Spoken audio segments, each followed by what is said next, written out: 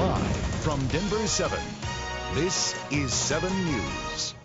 This is the time of year when many homeowners look for professional help on their outdoor projects, and sometimes the question is, when should I call for help? Most often, the question is simply, how do I find and hire the right contractor? And joining us this morning to talk all about it is Curtis Manning from the Associated Landscape Contractors of Colorado. Thanks so much for coming in this morning. You're welcome, Anna. All right, where do we begin on this whole thing? As far as, I guess the first question is, how do you know if you should hire somebody versus doing a project yourself? Usually the first thing you'll want to consider is whether you have the expertise to do the job correctly. Most of our clients at Arcadia Design Group call us because they don't have the time or they need help coming up with ideas. Okay, so if you do decide you might want to bring somebody on board, what's the best way to go about finding somebody who's reputable and will do a good job? Well, a lot of people will get referrals from their friends or colleagues. If that's not a good solution for you, then go to ALCC.com. They've got a link on their website that's find a contractor, find a professional.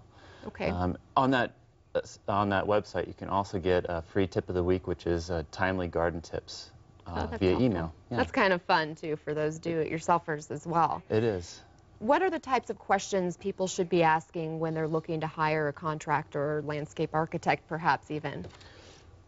Well, the most important thing is finding a qualified contractor. I would recommend asking that contractor for a list of referrals and actually talking to their previous clients.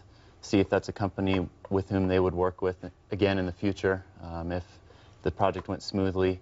The other thing that's really important is the contract. You want to make sure that everything is spelled out clearly, that they specify what they're going to do, and that they actually accomplish those things throughout the course of the project.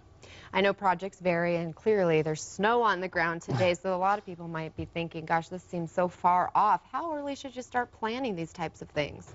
Oh, for this season, the time has come. It is.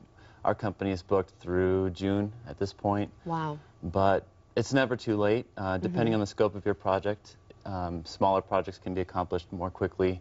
Larger projects take some more planning and usually a more extensive design process. So the earlier you can start that, the better. All right, and finally, any ideas you want to throw out there for what's popular this year? Well, let's see. Creating outdoor living spaces have become very popular. And that includes the sense of a room outside, some sort of overhead structure. Pergolas and arbors have become a really key element. Okay, so great. Just getting those wheels turning. Thank you so much for coming in this morning, Curtis Manning. You're welcome, Anna. And we have more information on the denverchannel.com. As always, all you have to do is log on, click on that big red TV button, and we'll provide you a link to the Associated Landscape Contractors of Colorado.